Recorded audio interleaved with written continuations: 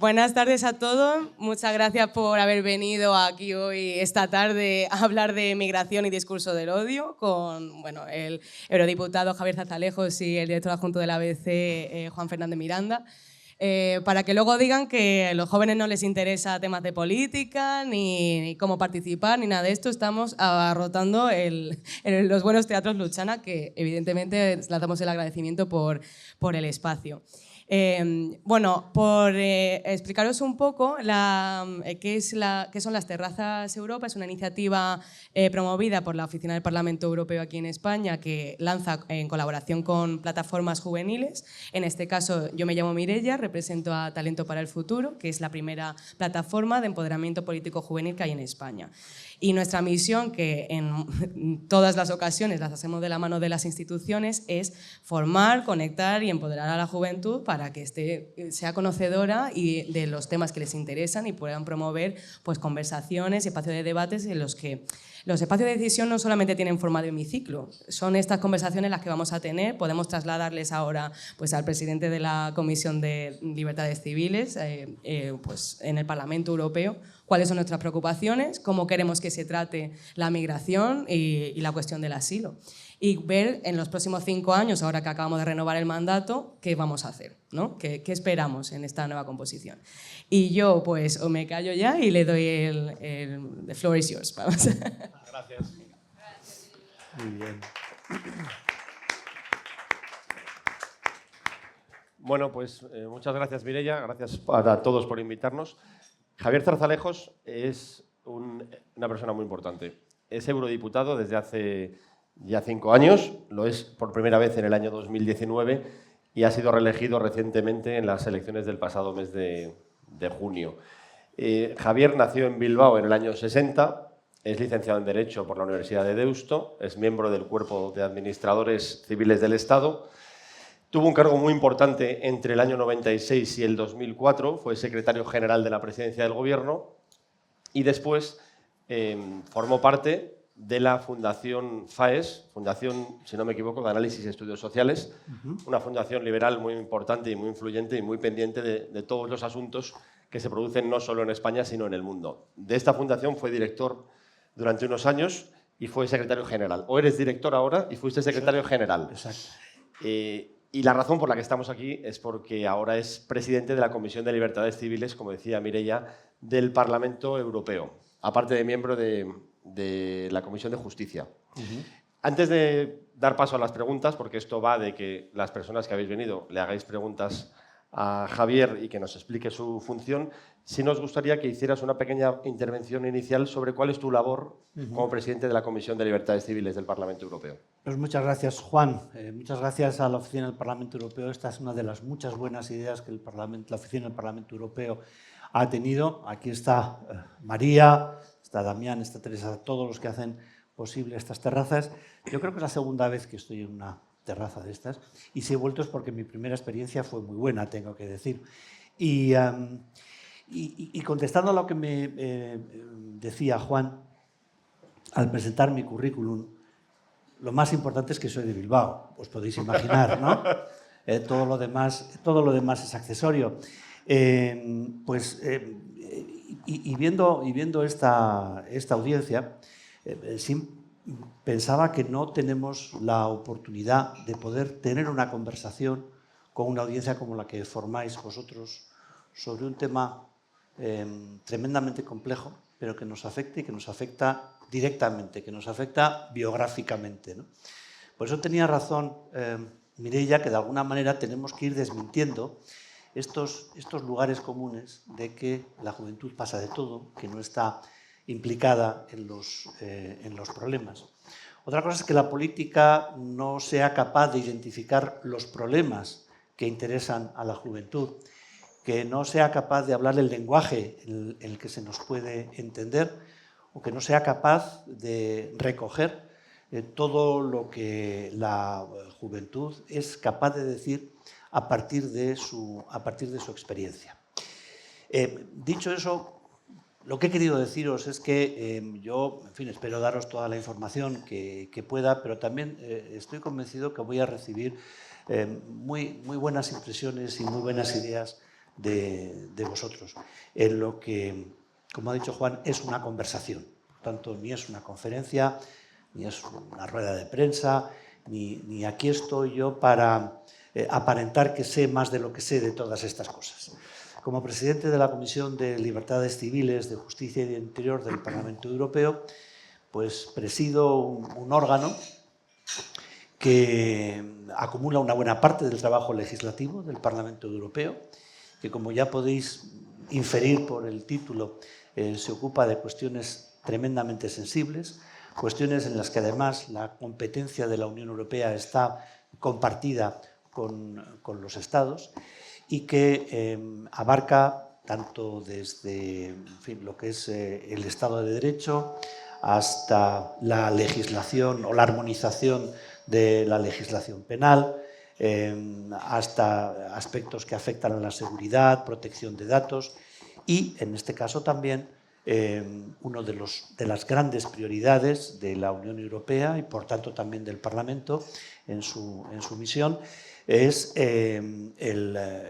la aplicación del Pacto de Inmigración y Asilo. El Pacto de Inmigración y Asilo es un acuerdo al que llegan los jefes de Estado y de Gobierno, que adopta también el Parlamento, después de la propuesta de la Comisión, un pacto muy trabajoso, en la que se establece un nuevo marco para regular la inmigración y para regular el asilo.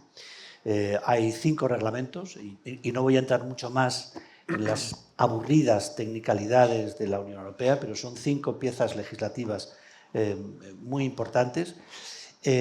Y luego hay una serie de previsiones de aplicación de este pacto, que tienen que ver tanto con los controles fronterizos como con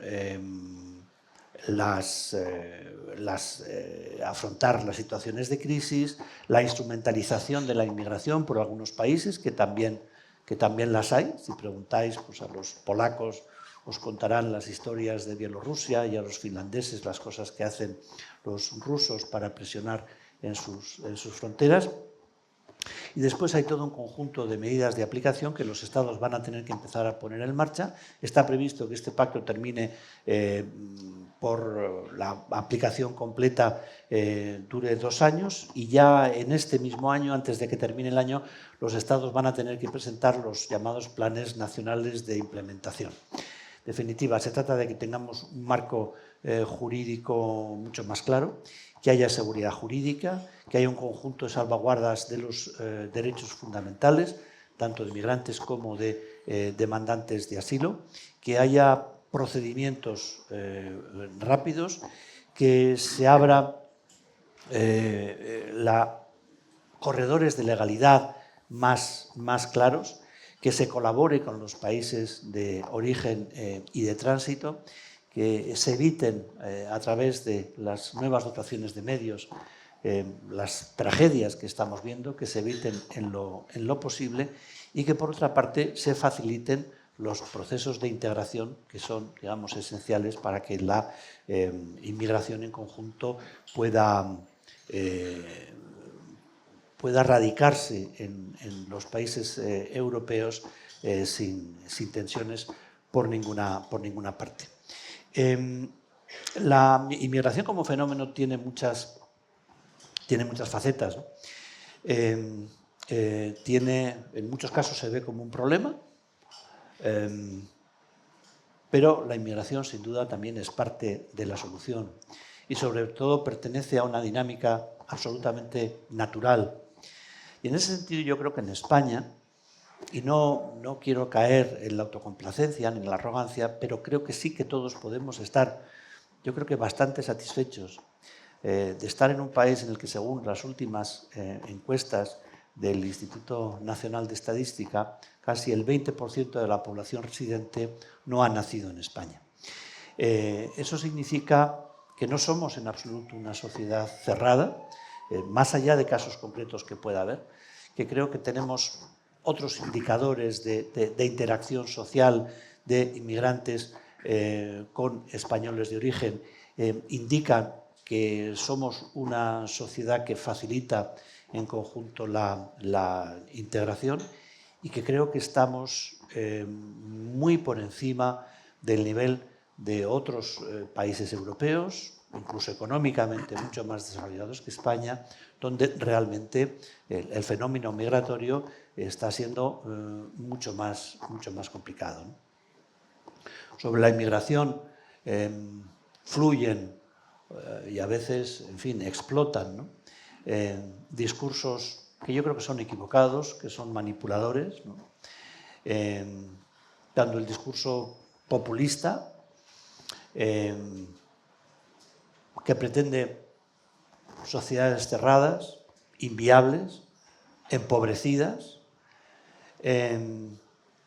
como un discurso buenista que cree que hace un favor a la inmigración cuando realmente está haciendo un retrato de la inmigración que simplemente no es real, ¿no? Bueno, frente a eso pues tenemos que tener una mirada realista, una mirada empática, compasiva, en el buen sentido de la palabra, y desde luego una mirada extremadamente alerta a lo que es uno de los temas que hoy nos trae aquí, ¿no? Que es los discursos de odio. Pero, en fin, sobre esto podemos entrar, porque si no me voy a alargar con la intervención. Dije que esto no era una conferencia y pretendo cumplirlo. Javier, pues si te parece, la mejor forma de combatir los discursos de odio es poner datos encima de la mesa. Voy a poner dos. Uno tiene que ver con los inmigrantes irregulares que llegaron a España entre enero y julio del año 24, 26.585. A Europa, en ese mismo periodo, enero y julio de este año, 86.000. 26.000 a España, 86.000 a Europa. Y otro dato, a finales del año 21 vivía en la Unión Europea menos del 10% de refugiados que había en el planeta.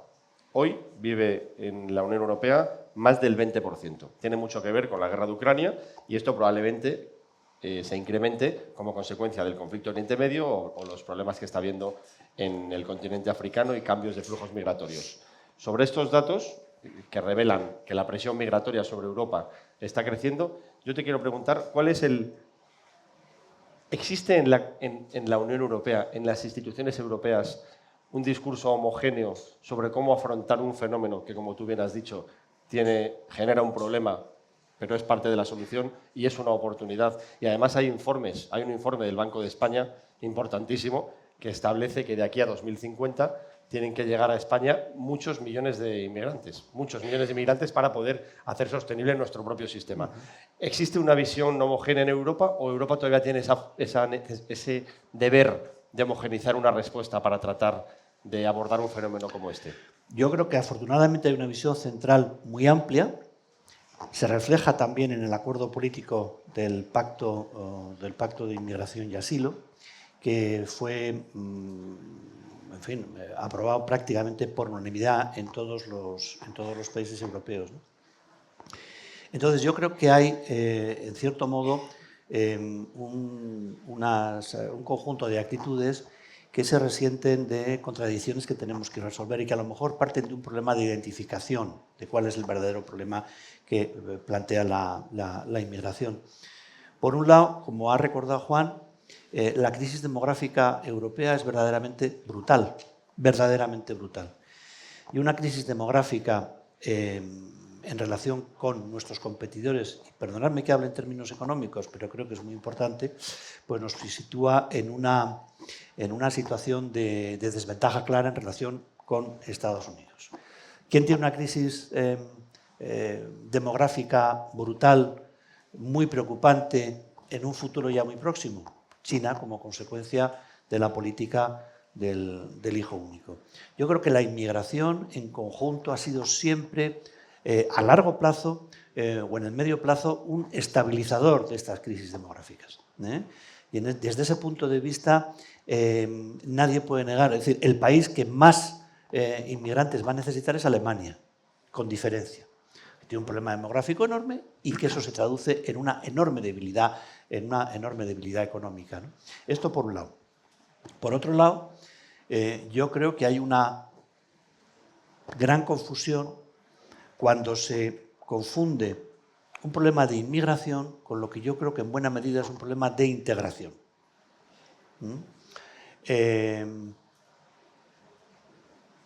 Tenemos que ver lo que sucede con los que llegan, o tenemos que ver en Francia, por ejemplo, con lo que pasa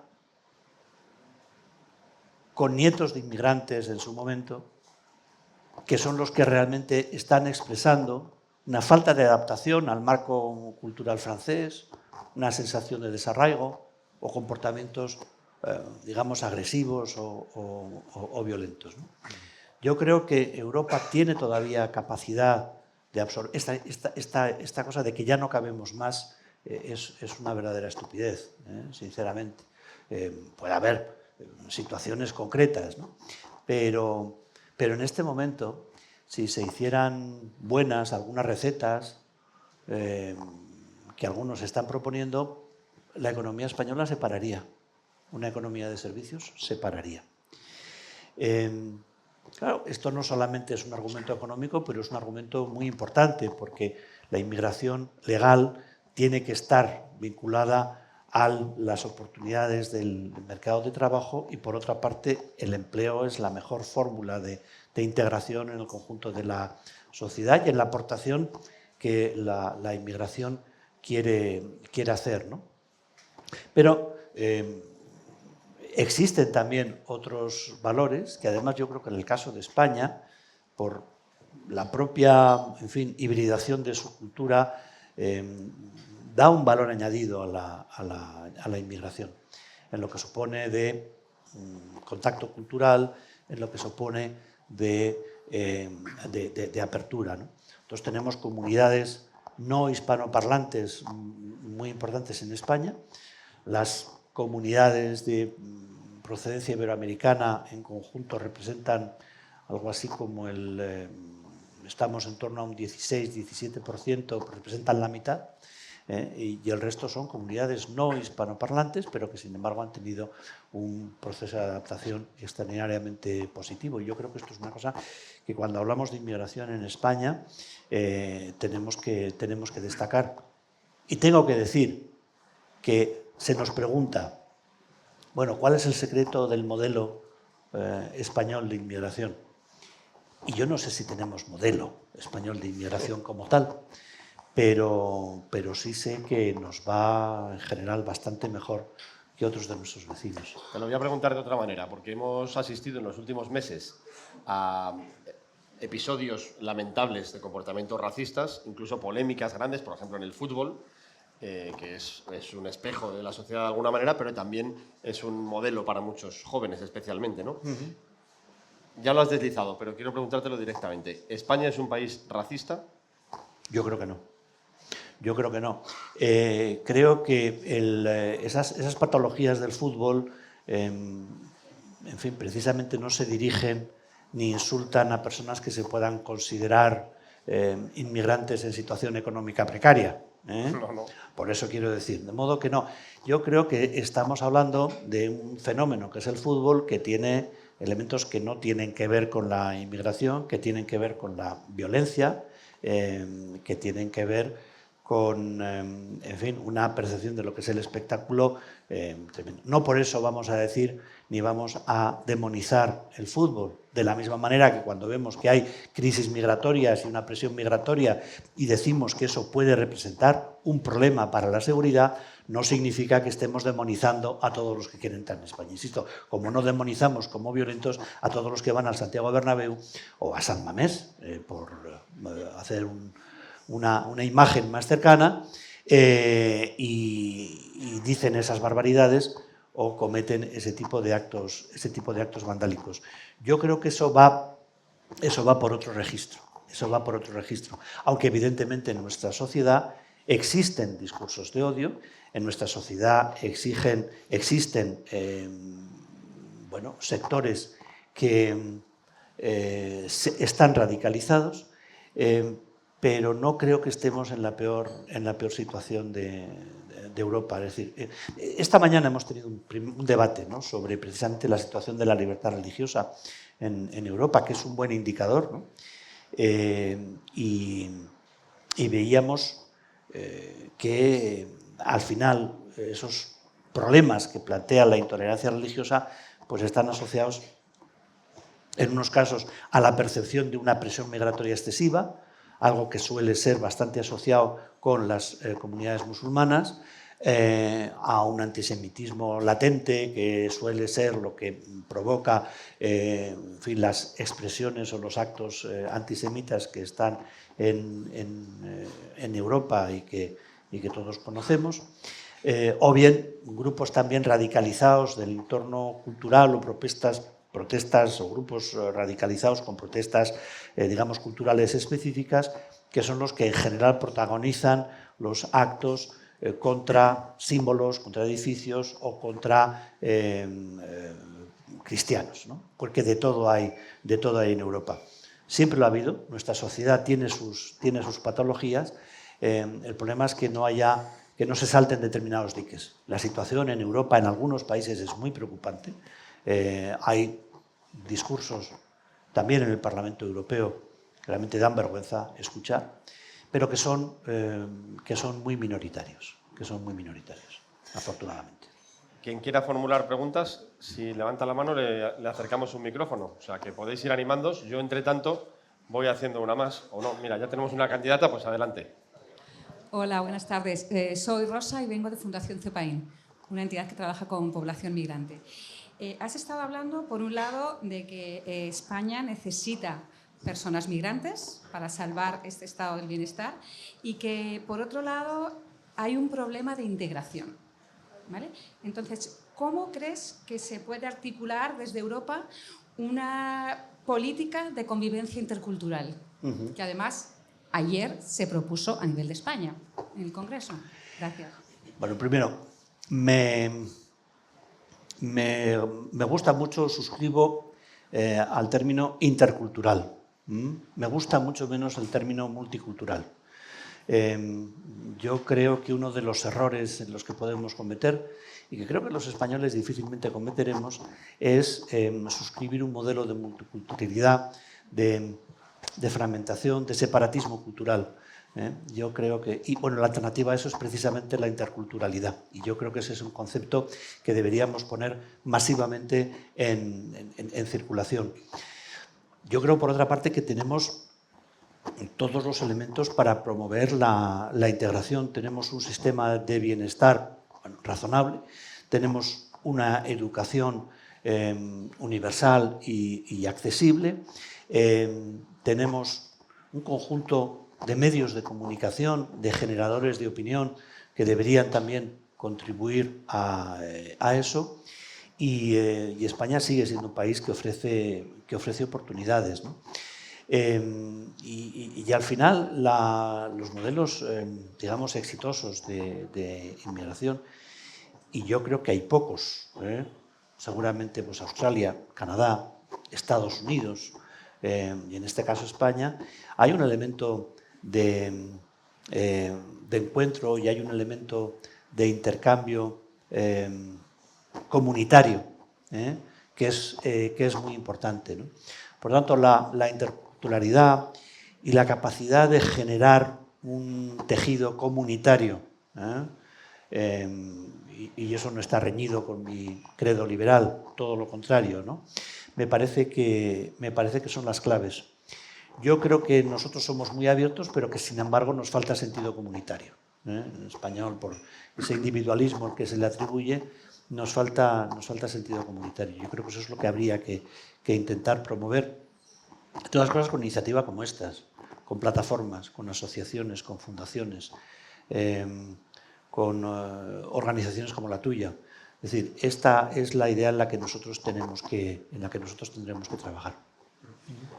Javier, el otro día escuché al vicepresidente de la Comisión, al señor Esquinas, decir, que habla un perfecto castellano, por cierto, sí, decir que, con un poco de sorna, que los países en Europa, los estados, solían apropiarse de los éxitos de la Comisión Europea y lanzar a Europa sus fracasos, como norma habitual de comportamiento de la que hay múltiples pruebas. En España ahora estamos en un debate, ayer lo ha recordado ella antes, hubo un debate importantísimo en el Congreso sobre inmigración y estamos en un momento en el que la inmigración es uno de los grandes problemas porque existe una asfixia en las Islas Canarias y una presión migratoria que está generando un conflicto y además que nos permite verlo en los rostros de las personas que están y de los MENAs, ¿no? De los menores no acompañados, por no llamarlos MENAs, que es una forma de deshumanizar. ¿Hasta qué punto Europa debe tener la iniciativa en la resolución del fenómeno migratorio o esto tiene que ser, digamos, la Comisión un apoyo a los propios Estados? Te lo digo porque al final es cierto que no es lo mismo el fenómeno migratorio como se produce en España, sin duda, con lo que sucede en el este, tú también lo has comentado al principio, en fin, hay distintas casuísticas. ¿Es Europa quien tiene que tener la iniciativa para llegar a una solución de los 27 o debe ser un apoyo a cada país? Yo creo que Europa la está teniendo, pero todavía no tiene los instrumentos legales suficientes. Tiene recursos. En Europa hay muchos recursos. Pero son los Estados muchas veces los que de una manera pasiva no acuden a esos recursos. La crisis migratoria que vivimos en Canarias ha concentrado esos números en un territorio que no tiene capacidad, digamos, de expansión, porque es precisamente una isla. No debería ser un problema para un país como España en el marco de la Unión Europea. Sinceramente, no debería ser. Una de las cosas que yo creo es más enervante y que se va a ver en los próximos meses con la negociación del presupuesto es que no se puede decir, por un lado, que la inmigración es una gran prioridad a tratar de regularla y luego no dar los recursos necesarios. Es decir, la situación en Canarias de los menores y de los mayores, de los menores, de los mayores, de los de mediana edad, de las mujeres embarazadas, de las mujeres solteras, casadas, da igual.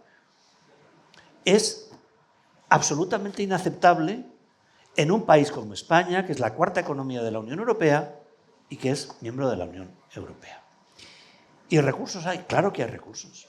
Lo que no se puede es llegar a una situación como la que se está viendo en el Hierro, en el que viene una avalancha donde efectivamente puede pasar de todo. Y creo que esa es una de las enseñanzas, digamos, sobre la capacidad de nuestro país, mejor dicho, de los españoles, para afrontar estos problemas. Vimos lo que ocurrió en Grecia. Bueno, esto no está ocurriendo en Canarias, a pesar de la presión que se está viviendo. Ahora, la situación en términos de condiciones de vida es, a mí me parece que inaceptable. Es decir, no se trata de decir es que tenemos un hotel, si es que a lo mejor no tienen por qué estar en un hotel. Tienen que estar en unas condiciones de habitabilidad, de acceso a servicios, naturalmente también de control por parte de las autoridades en lo que corresponda. Pero no es aceptable que una comunidad autónoma como Canarias se pueda encontrar con estas carencias. La Unión Europea puede hacer, lo ha dicho Frontex, lo ha dicho el propio vicepresidente Esquinas, lo dijo la presidenta de la Comisión una carta. Nosotros tenemos capacidad para poder, en fin, repartir, distribuir las personas que han llegado. En un ejercicio de solidaridad que, a mi modo de ver, de manera inexplicable, ha sido ignorado por el Gobierno en el mejor de los casos. Siguiente pregunta. Por aquí. Y luego por allí. Vale. Es una pregunta relacionada con lo que ha comentado usted de las Islas Canarias.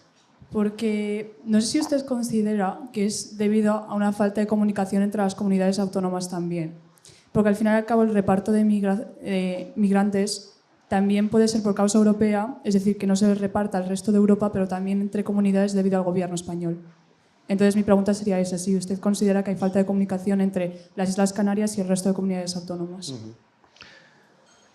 Yo creo que el problema es fundamentalmente estructural. Es que no podemos hacer frente a los flujos migratorios que van a seguir viniendo con las infraestructuras que tenemos actualmente. Entonces, el problema que tienen las comunidades autónomas es un problema esencialmente de recursos, algunas es verdad que en su capacidad están saturadas, pero yo creo que fundamentalmente lo que vamos a tener es que poner más recursos especializados y de calidad y mejores infraestructuras para hacer posible la regulación de los flujos migratorios.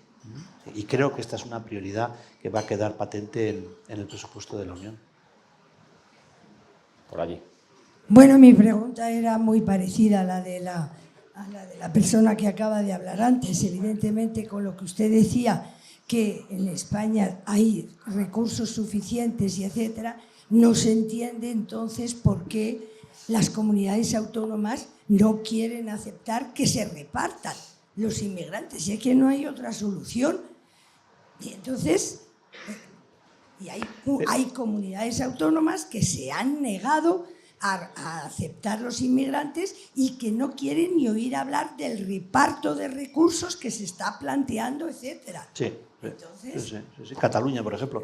Pero lo que quiero decir Cataluña con esto... y todas las comunidades del PP, perdone que le diga, Cataluña y todas las demás. No, yo creo que haya marcado la pauta. Otra cosa es que la negociación de los recursos sea difícil. Pero aquí llama la atención que un problema, como digo, que es un problema estructural, que afecta también a la Unión Europea, se quiera lanzar políticamente a las comunidades autónomas. Me da igual que sean del PP, que sean del Partido Socialista, que sean de quien sean.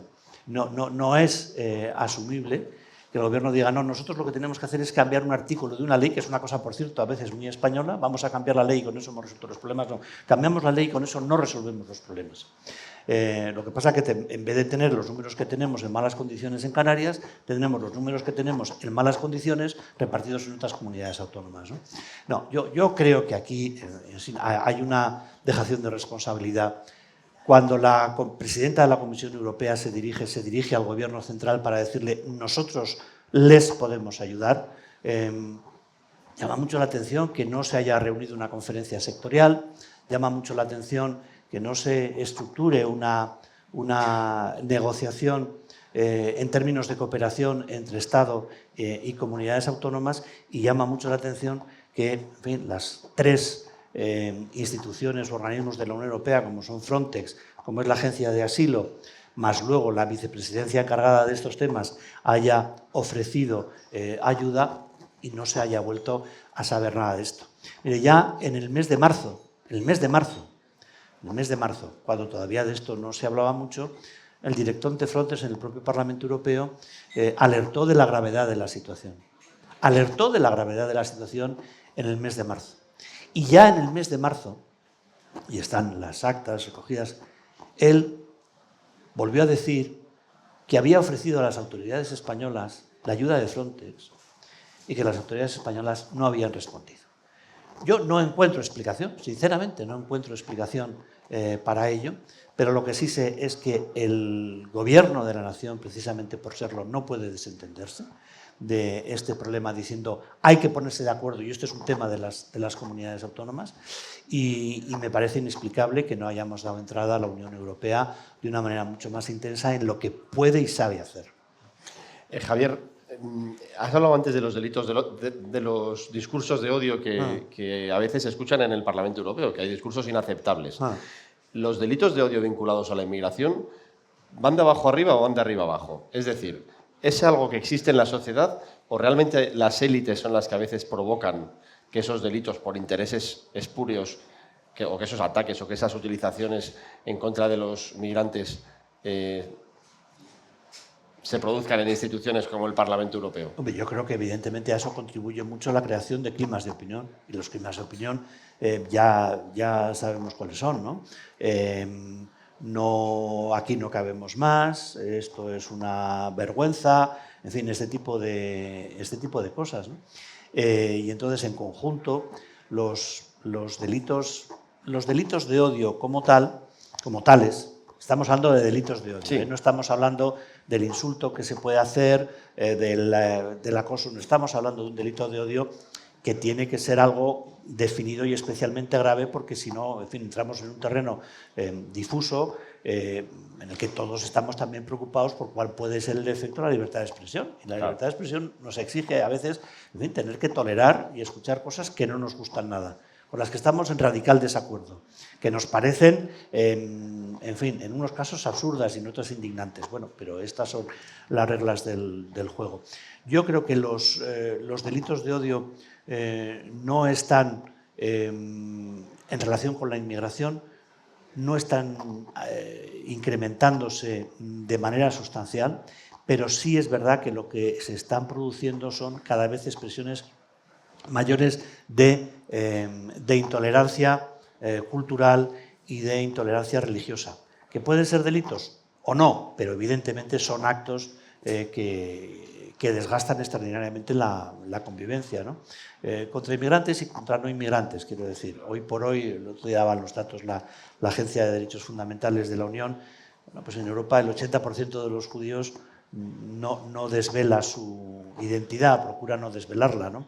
Los actos antisemitas, que pueden ser desde la profanación de cementerios hasta el acoso a quien pueda llevar una kipá por la calle, pues han subido en el último año un 400%. Estos son datos de la Agencia de Derechos Fundamentales, ¿no? Pero también los casos de acoso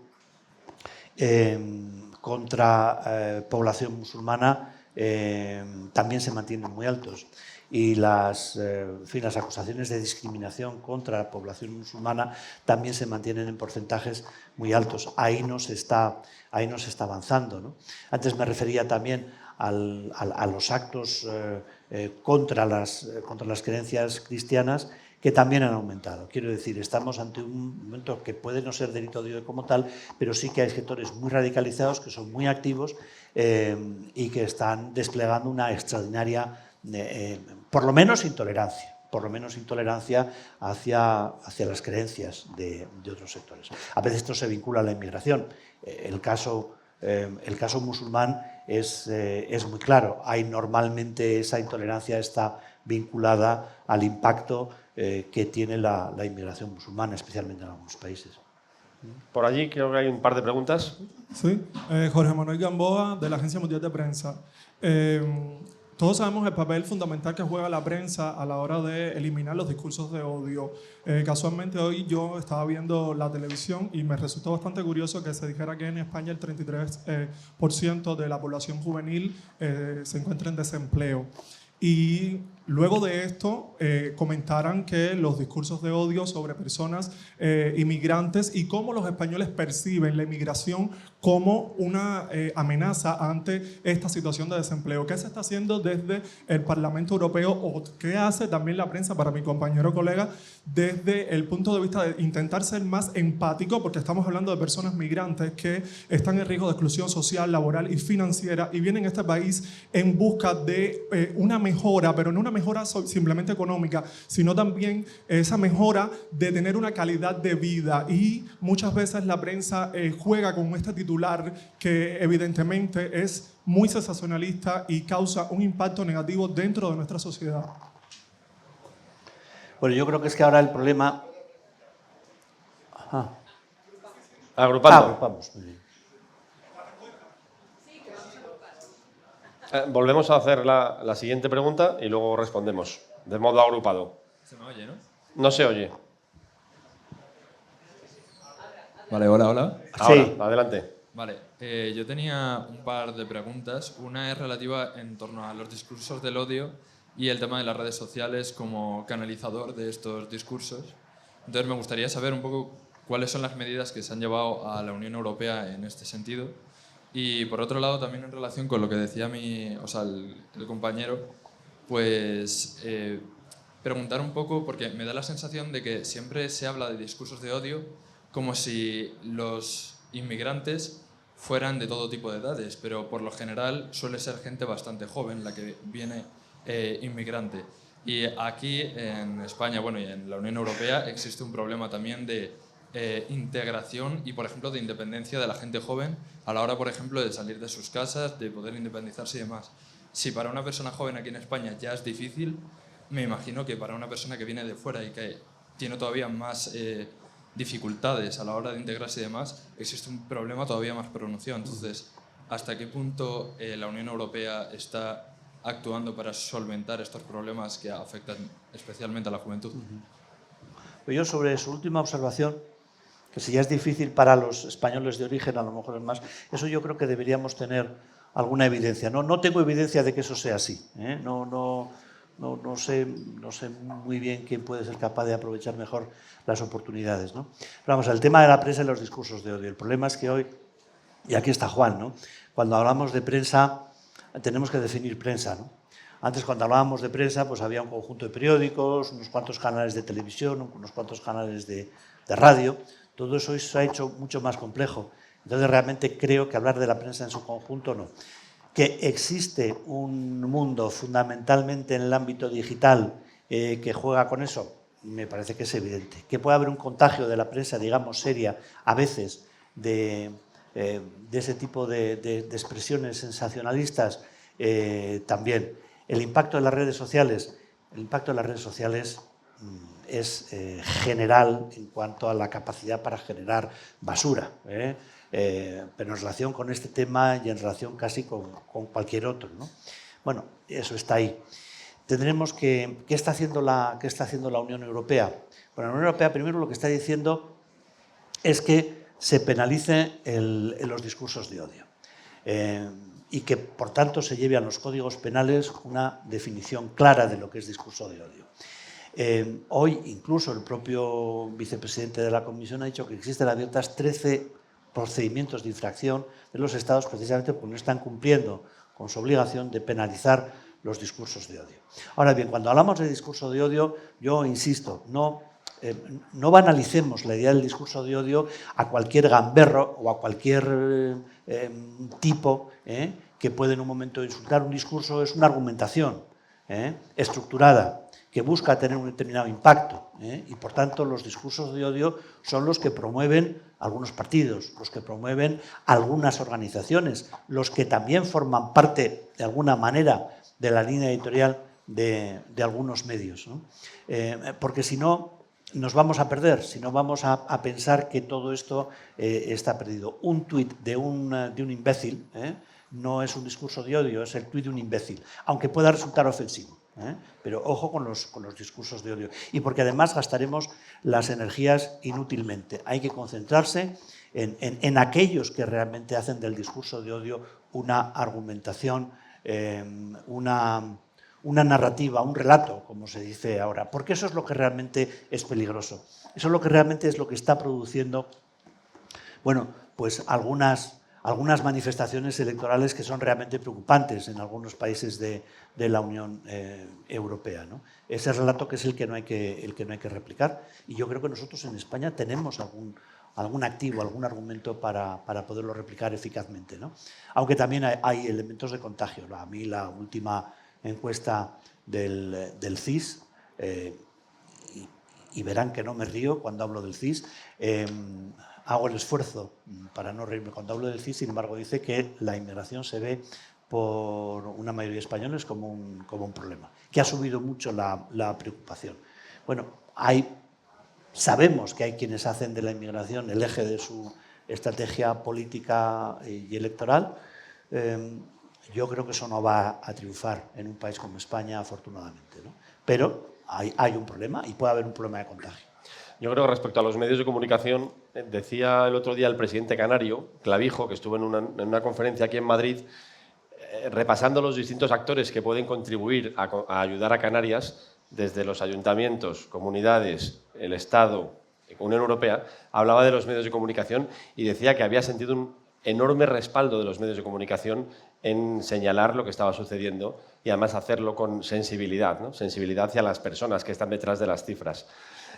Lo cual no quiere decir que todo lo que hagamos los medios de comunicación esté bien, pero yo creo que sí que se está haciendo en España el trabajo, y nosotros, por ejemplo, en ABC, pero también en otros medios, se ha publicado periódicamente los balances de crecimiento de los inmigrantes irregulares que llegaban a las Islas Canarias o a Ceuta, alertando de que había que buscar una solución, ¿no?, a un problema que empieza muchísimo antes de la llegada del cayuco a Canarias.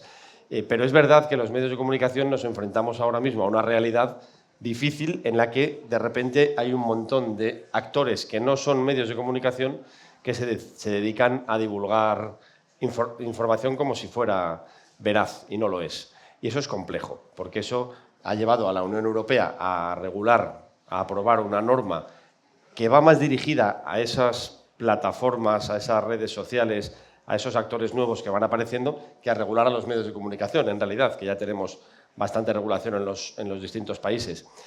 Por lo tanto, aquí yo creo que hay que, por supuesto, exigir a los medios de comunicación una labor diligente y veraz en nuestro trabajo, pero también yo creo que en el mundo en el que vivimos hay que exigir a los ciudadanos que sepan bien cómo se informan. Esto yo creo que es un debate que cuando éramos jóvenes o hace cierto tiempo no existía, porque había unos pocos periódicos, unos pocos canales de televisión, unos pocos canales de radio, y ahora hay infinitas maneras de acceder a información, pero esa información muchas veces no ha sido filtrada profesionalmente. Por lo tanto, creo que esto es uno de los grandes debates, que es la proliferación de las fake news, y probablemente los medios de comunicación tengamos que hacer un gran esfuerzo en convertirnos no solo en lo que hemos sido siempre, sino en verificadores de informaciones falsas. Eso ya está empezando a pasar, no solo en España, en Europa, en Estados Unidos, pero es necesario profundizar, porque realmente, y esto se vio muy claro en la pandemia, cuando estábamos todos encerrados en casa y la gente se dedicaba a divulgar bulos por WhatsApp, es necesario que haya un trabajo de verificación, y creo que todos estamos concernidos, no solo los medios, sino también los consumidores de información, al menos los que quieren ser ciudadanos informados. La pandemia fue una gran fuente de desinformación, porque ahí hubo de todo, y además se vio que era una fuente de desinformación no porque la gente se dedicara a decir cosas raras, sino porque había detrás estrategias de desinformación directamente dirigidas aquí para que las vacunas chinas fueran estupendas, para que Rusia fuera un país generosísimo, para que la Unión Europea, que ha sido la que más vacunas ha donado a todo el mundo, pues resulta que no estaba haciendo nada, y ahí había efectivamente esa desinformación. Y la inmigración es otro de las fuentes de manipulación en términos de desinformación.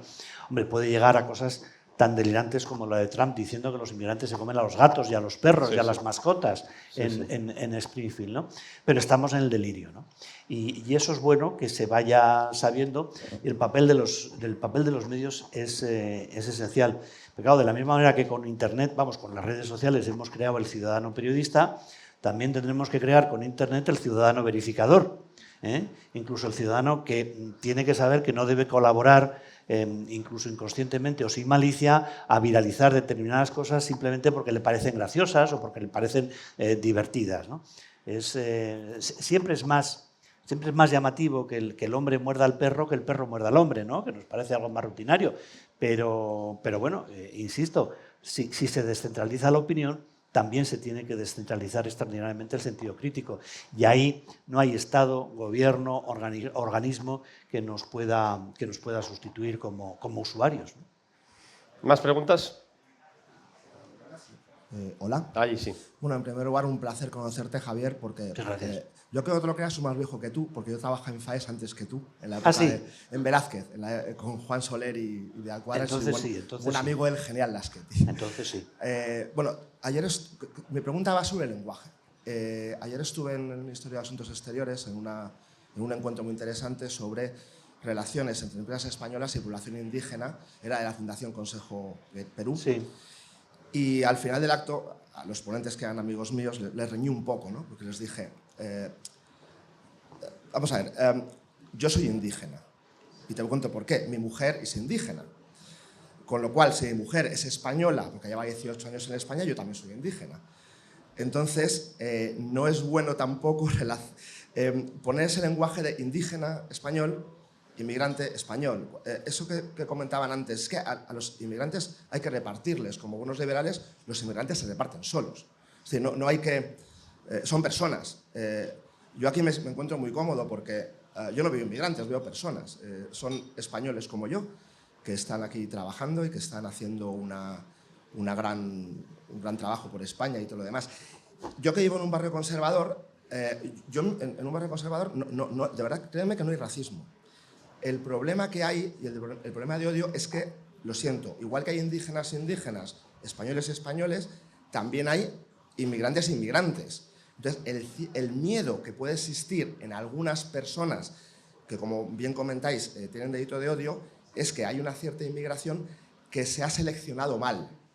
Entonces, aquí el problema que hay es que las personas que están mal seleccionadas a nivel de inmigración, el daño mayor que hacen a las personas que han llegado a España, como todas las personas que estamos aquí. Yo también soy indígena y soy español, pero soy igual de español que todos.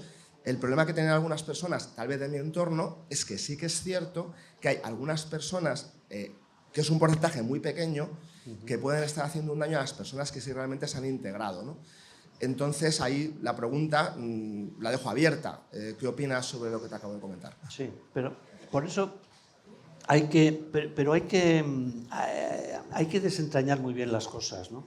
Es decir, hace unos días el gobierno socialdemócrata alemán restablecía los controles fronterizos en todas las fronteras de Alemania, lo que significa, digamos, cortar Europa en dos en lo que es el espacio Schengen. Y este gobierno, socialistas, liberales, verdes, lo hacía como respuesta al atentado de Solingen, un ataque que se produce en medios por parte de un refugiado sirio que procede de Bulgaria, que tenía que haber sido expulsado o retornado a Bulgaria y que las autoridades alemanas pues, no lo encuentran y fracasan en ese deber, en esa obligación. ¿Realmente eso tiene algo que ver con la inmigración o tiene que ver con la capacidad de los Estados para poner en marcha los mecanismos adecuados para garantizar que quien no está en una situación legal tiene que volver al país de donde ha venido? Yo creo que eso no tiene nada que ver con la inmigración. Como creo que restablecer los controles Schengen tiene muy poquito impacto en la seguridad. Los grandes atentados terroristas que se han producido en Francia, se han producido en España, los que se han producido en Alemania, ¿tienen que ver con la inmigración? Yo creo que muy poco. Insisto, los mayores incidentes que se han producido en Francia cuando se quema la Banlieue son franceses de tercera generación, nietos de argelinos o marroquíes o tunecinos. Insisto, que han nacido y que han vivido en los valores republicanos, que les han enseñado en la escuela republicana, que han tenido acceso al estado del bienestar francés, ¿no? Eso no es un problema que podamos directamente vincular con la inmigración. El hecho de que haya habido terroristas de ETA muy sangrientos, con apellidos gallegos, pues no significa que tuviéramos que haber detenido la inmigración, que la tuvimos, mucha, porque en España aquí hemos inmigrado todos a todos los sitios casi, pero porque haya un troitiño, que era un verdadero animal sangriento, vamos a decir que eso es un problema de la inmigración gallega en el País Vasco, ¿no? Entonces, intentemos ir un poquito más allá del titular, intentemos ir un poquito más allá a la hora de desentrañar estos fenómenos. En Solingen, quien ha fallado es la administración alemana. Ha fallado la administración alemana. Los alemanes sabrán si su modelo, por ejemplo, de inmigración con los turcos, pues es el adecuado. A mí me parece que efectivamente es grave que una tercera generación de turcos no sepa alemán. Hay terceras generaciones de turcos que no sepan alemán, porque yo no creo en el modelo multicultural, en la creación de sociedades aparte, en la creación de sociedades que se creen al margen de las leyes civiles que son iguales para todos. Pero eso es un tema distinto. Eso hace referencia a la integración, no es un problema directamente de la inmigración. Yo soy muy escéptico. Sin duda que nos plantea un problema de seguridad, pero insisto, como hablábamos antes del fútbol y los incidentes violentos en cualquier estadio de fútbol. Bueno, eso no significa que todos los que van al fútbol sean así, ni que quepa establecer una relación directa entre fútbol y violencia, ¿no? Por allí. Hola. Quería remitir a las preguntas que hicieron los compañeros antes en cuanto, personalmente también me parece que tenemos un problema con que como inmigrantes venimos dentro de un país que se no me facilita la palabra ahora mismo, independiza muy tarde y que ellos mismos sienten cierta frustración con esto. Es decir, cuando venimos a trabajar en España, muchas veces nos vemos marginados o no exactamente integrados porque ellos mismos tienen un problema social. Así que me parece que por lo menos si hablamos de España, hablamos o deberíamos hablar dentro del marco de la migración también de qué es lo que necesita la juventud en España para que no sienta este tipo de sentimientos, para que no caigan en el discurso del odio. Muchas gracias. Si puede adresar esta. Venga, agregamos otra pregunta. Por ahí también. Usted estaba hablando sobre la economía de Europa y cómo los inmigrantes pueden colaborar a ello. Creo que hay una ILP ahora mismo de regularización ya que pues pretende regular a personas que están en situación irregular precisamente para que esta regularización permita a personas que no están, o sea, que están en toda una economía sumergida, empiecen también a colaborar con las arcas del Estado, ¿no? Y para poder que también se revise, yo creo que la ley de extranjería debería mirarse un poco para poder que no España o Europa mismo vea al migrante de manera paternalista, sino que también desde la ley de extranjería se pueda ablandar, por ejemplo, la forma en la que nosotros homologamos nuestros estudios y no venir acá solamente a hacer trabajos de servicio, porque sí que va a haber entonces otro tipo de mirada, va a haber el paternalismo, no va a haber de igual a igual. Entonces creo que sí es una labor importante que se legisle, que se haga desde ahí, ¿no? O sea, ¿qué está haciendo el Parlamento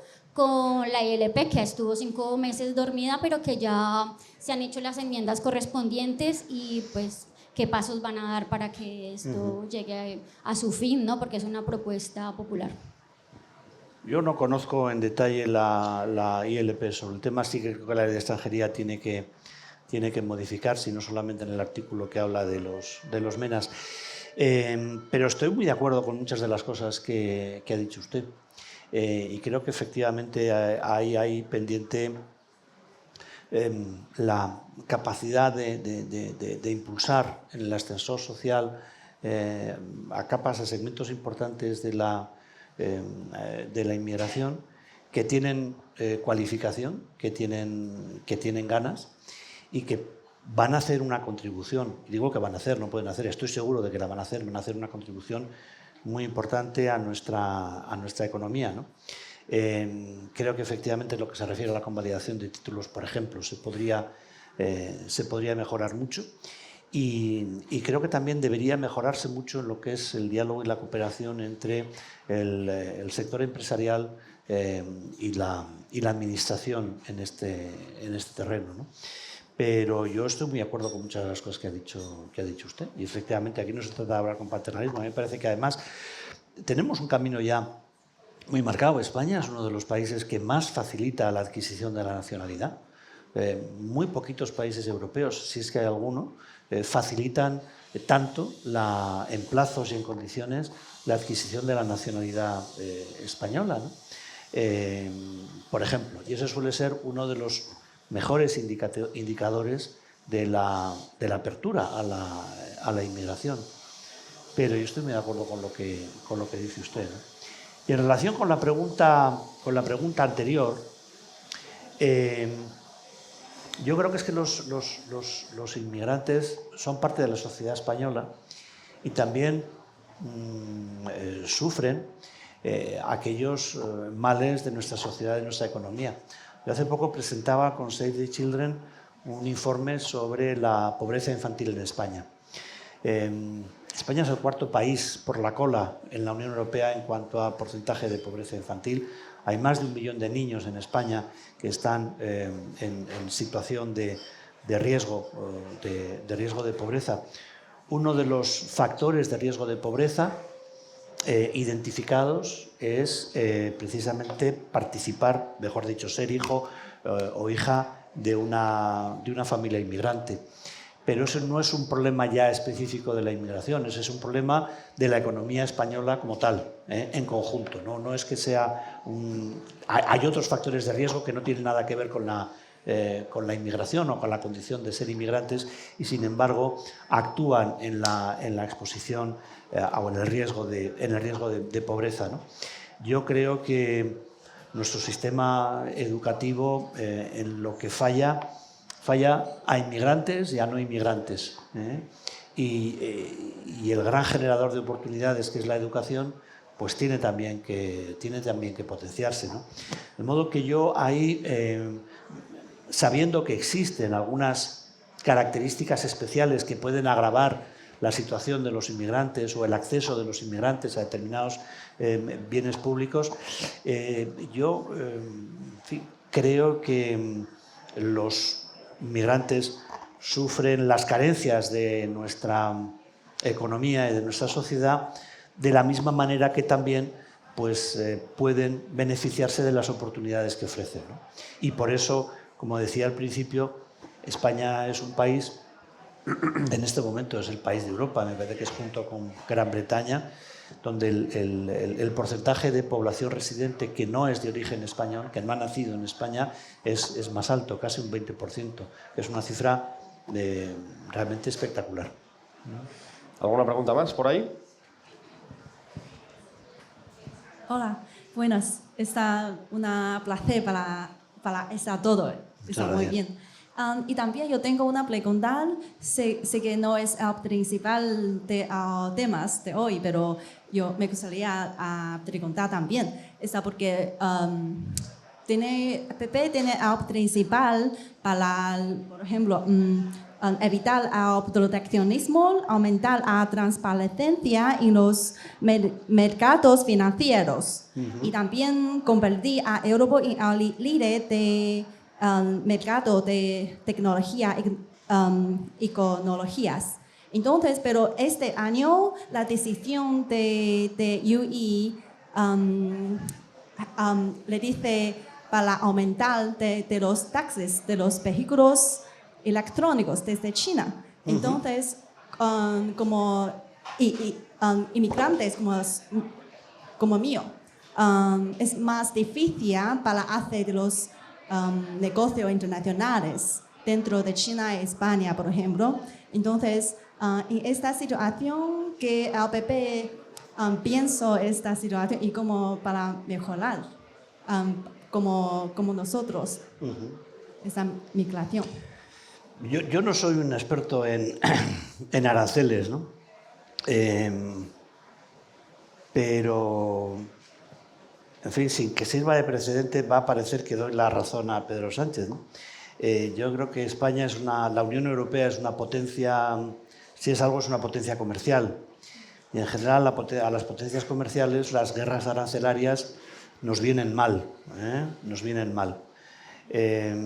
Aunque en algunos momentos pues pueda ser necesario, ¿no? Es verdad que se ha identificado en el caso de China una política de subvenciones muy agresivas, de las que también se han beneficiado fabricantes europeos, y que en un momento en el que, en fin, los coches, fundamentalmente los vehículos eléctricos, pues no están cumpliendo las expectativas de venta que se pusieron y que, bueno, pues se quiere estimular esto, la presencia china en el mercado de los vehículos eléctricos está siendo considerada como una amenaza. No ha sido pacífica la decisión de imponer aranceles, y los aranceles tengo que decir que son, digamos, relativamente suaves, y que por otra parte se va a negociar, que es lo que hay que hacer cuando hay un problema comercial. Hasta ahora la respuesta china está siendo bastante atemperada, de modo que, digamos, son los disparos iniciales en una guerra que yo espero que no se vaya a producir, porque a nosotros no nos viene bien, ¿no? Luego veremos qué pasa en Estados Unidos, que es el otro gran actor en el comercio internacional, que tiene menos interés en el comercio internacional que tiene Europa y que sí tiene también unas presiones proteccionistas muy serias que pueden afectar a China y que pueden afectar a Europa, sin duda. Pero bueno, de momento parece que las cosas están en vía de negociación. Veremos a ver. Mira, una pregunta por allí. Mientras tanto, yo te formulo otra, Javier, que tiene que ver con las fronteras exteriores. La presidenta de la Comisión, Ursula von der Leyen, dijo recientemente que se iban a incrementar los fondos para Frontex, para la agencia europea que se ocupa de este asunto. Explícanos cómo está la situación y si el compromiso o el anuncio de la presidenta realmente lo que busca es cerrar las fronteras o evitar que en el tránsito tantos inmigrantes, como es en el caso de España, desaparezcan en el Mediterráneo o en el Atlántico. Frontex ha tenido un periodo complicado en su actividad en Grecia. Creo que en este momento la agencia de control de gestión de fronteras realmente funciona muy bien. Tiene 10.000 efectivos, se espera triplicarlos y Frontex no solamente regula, Frontex está salvando vidas. Frontex está salvando vidas, porque una de las cosas importantes del control de fronteras es precisamente que haya el trato humano y acorde con los derechos fundamentales que todo inmigrante merece, sea o no regular en el territorio. Yo creo que Frontex hay dos piezas fundamentales. Uno va a ser Frontex, que va a tener una importancia creciente en Europa, que además es una agencia ejecutiva, pero que sus efectivos son efectivos civiles. Y el otro va a ser el lanzamiento ya para el año que viene, mediados del año que viene, de unos sistemas de información interoperables, de modo que la Unión Europea pues, va a tener un sistema muy parecido al ESTA que tienen el caso de los Estados Unidos para el acceso a territorio europeo de los que no necesitan visado. El 10 de noviembre se va a establecer ya el sistema de entrada y salida, en el que ya no se nos sellarán los pasaportes. Bueno, nosotros no se nos sellan porque estamos en territorio Schengen, pero a los que vengan y entren y salgan no se les sellarán los pasaportes. Y se va a poner en común todo un conjunto de bases de datos que va a permitir la gestión de las entradas de una manera mucho más sencilla, ¿no? Y mucho más ágil. Frontex definitivamente va a tener un papel protagonista en la gestión de las fronteras exteriores de la Unión. Por allí. Hola, ahora sí. ¿Qué tal? Primero quería agradecer el espacio y el tiempo vuestro de los dos. Mi pregunta iba un poco como para recapitular todo lo que vamos hablando, porque llevamos diciendo que la migración es algo natural y necesario, pero que hay un problema de interculturalidad, que tenemos los medios y que llevamos prediciendo que desde marzo va a llegar un gran número de migrantes y que a la vez no damos abasto. Entonces quería saber si tú sabes de alguna medida que se está implantando desde Europa hoy para dar abasto y para prepararnos para los siguientes meses, o si me podrías decir alguna reforma o proyecto que a ti te gustaría ver implementado en Europa para dar abasto. Gracias. Yo creo que en este momento hay conciencia en Europa de que nos estamos jugando la estabilidad y también la estabilidad política, en parte en nuestra capacidad para resolver el problema de la inmigración. No tanto porque la inmigración sea una invasión de no sé qué, sino porque en torno al discurso anti-inmigración están creciendo, digamos, fuerzas muy desestabilizadoras en Europa, ¿no? Entonces yo creo que esa conciencia ha crecido, que no podemos seguir al tran-tran, no podemos seguir con esta política rutinaria en la que, bueno, mientras las cosas se mantienen dentro de una cierta rutina, las cosas van bien. Cuando tenemos una crisis porque llega el buen tiempo o porque hay un conflicto que expulsa a personas de sus lugares de origen y vienen para aquí, pues a ver cómo nos las arreglamos. No, las crisis, eso que en este momento nosotros llevamos crisis, va a ser la regla general. La inmigración no tiene, tal y como se entiende desde ese punto de vista, no tiene ningún factor para aminorar, va a aumentar, y por tanto tenemos que hacer un enorme esfuerzo en lo que se refiere a recursos. Pero yo insisto, si alguien en el mundo tiene recursos para poder gestionar debidamente la inmigración, es la Unión Europea. Por tanto, no hay excusa. Hay que tener voluntad política y hay que poner el dinero allí donde nosotros ponemos nuestras palabras, ¿no? Pero lo hay. Sabiendo, insisto, que aquí no se trata de políticas buenistas, de decir nosotros somos estupendos, pues eso no es verdad. No se trata de las mentiras populistas de aquí, en fin, elevamos no se sabe qué y aquí no entra nadie. Bueno, si no entra nadie, nos vamos a morir todos en un plazo de tiempo, en fin, que nos gustaría que fuera más largo, ¿no? Hay que evitar esas dos aproximaciones que son falsas, que son espejismos. El espejismo del buenismo y el espejismo del populismo. Y hacer una política realista, que va a requerir recursos, insisto, y si alguien tiene capacidad es la Unión Europea, sin duda. Bueno, una última pregunta por ahí. Este señor. Pues, gracias por invitarme a atender esta reunión, que normalmente yo no presto atención, pero hace unos meses que me han mandado correos para venir y hoy me presento a ver qué está pasando aquí. Yo soy un iraní que he venido en 1982 a España. ¿Es iraní que llegó, perdona, cuándo? Que llegó en el 82 a España. 82. Desde aquel momento estuve en España y viviendo, integrándome y he traído a mi familia a vivir aquí en 2012. Lo que veo en el mundo entero, lo que está pasando con tantas guerras que está pasando en Oriente Medio, me parece que esto es un problema que empuje a gente a venir a Europa. Entonces, yo quiero esto es el momento que tenemos que pensar qué está pasando, por qué gente viene aquí y por qué han elegido a venir a Europa.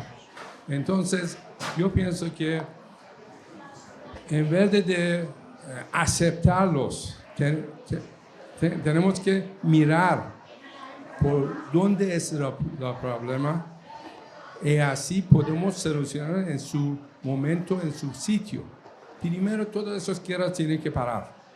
Estamos en el siglo XXI, estamos actuando como siglo XVIII, matando y atacando todo este tema. ¿De dónde viene? Países que no tienen recursos económicos, tienen armamento. ¿De dónde viene todo esto? Entonces, lo que pasa, si alguien quiere venir a España para vivir bien, pero que venga para integrar con su propia voluntad y personalidad. Por ejemplo, soy musulmán, pero nunca he puesto mis ideas a mis vecinos. Yo he guardado para mí mismo. Yo pienso que el gobierno tiene que pensar en poniendo un recurso, una idea, un sistema que puede solucionarlo. No estamos pensando en solucionarlo, solamente estamos aceptando. Gente viene, vamos a ponerlo todo a trabajar o integrar aquí mismo España. Yo pienso que tenemos que encontrar una solución. Y anoche también he puesto una idea para un evento año que viene. A lo mejor podemos llegar a una solución para el tema de los inmigrantes que cuando llegan aquí no están contentos, no encuentran trabajo, piensan que es un paraíso, pero cuando llegan aquí no es cierto. Entonces, yo pienso que primero hay que tener un sistema que entiende cada región, cada país. Luego, utilizar este sistema que ellos pueden integrar en pueblo español. Luego, ellos tendrán oportunidad de trabajar. Este país es un fenómeno. Cuando llego aquí, me siento en casa. Venía de Inglaterra. Aquí me encogieron los vecinos y estaba muy contento y me integré dentro de 6 meses hablando español. Entonces, mejor aquí que en Inglaterra, entonces. Claro, hombre. ¡Viva España! Gracias. Pues muchas gracias. A lo mejor yo tengo en común con usted que no puedo ir a Irán. Yo estoy en la lista negra del gobierno iraní. En fin, ¿qué le vamos a hacer? Porque no me gusta el régimen de los ayatolás. Y y nos han sancionado a unos cuantos diputados europeos por decirlo, ¿no?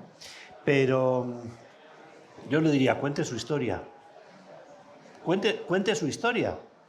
Cuando estamos hablando de lo que significa el esfuerzo de integración, lo que significa el esfuerzo de aceptar al país y de que el país te acepte, un iraní que viene a España procedente de Inglaterra, que se trae a su familia y que está aquí desde el año 82, yo creo que detrás de eso hay una buena historia.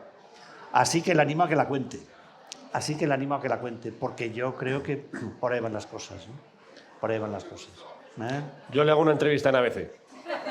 Y así la cuenta usted con altavoz. Bueno, pues muchísimas gracias a todos. Yo creo que ha sido muy interesante el debate, Javier. Hemos tocado casi todos los palos. Gracias a todos. Gracias a todos. Muchas gracias.